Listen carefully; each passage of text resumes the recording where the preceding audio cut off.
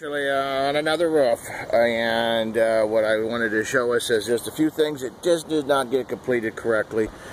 Number one, look at this, the distance here between here and out here.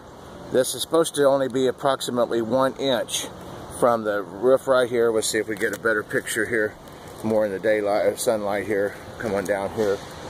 See, from right here, the edge to the outside, approximately 1 inch. Why? You see how it's sagging and hanging over? And then look right here, see, so how it's pumped up here. So this is the problem of not having it hanging over too far. What you're supposed to do is, at least on something like this, put a metal roof edge right here, a metal T-edge, so it goes up and holds us down.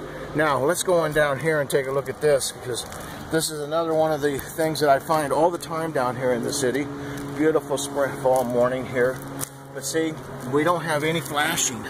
So it's just butted side, the shingles are just butted up against here.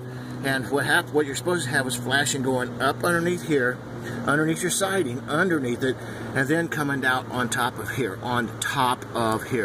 What that does is it creates a apron flashing. And right now, any snow or water that drives up in through here is leaking in their house. It's probably what's causing some of this issues right in here. And let's go back around here and look at some more of this. And you can see it's all the way across this here. It's called apron flashing. If you have any questions, just please feel free to give us a call.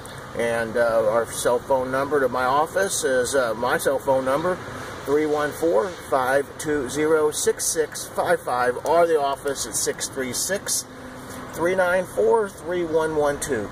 I hope this video helps. I hope that it makes some sense. And you have a wonderful day. Thank you.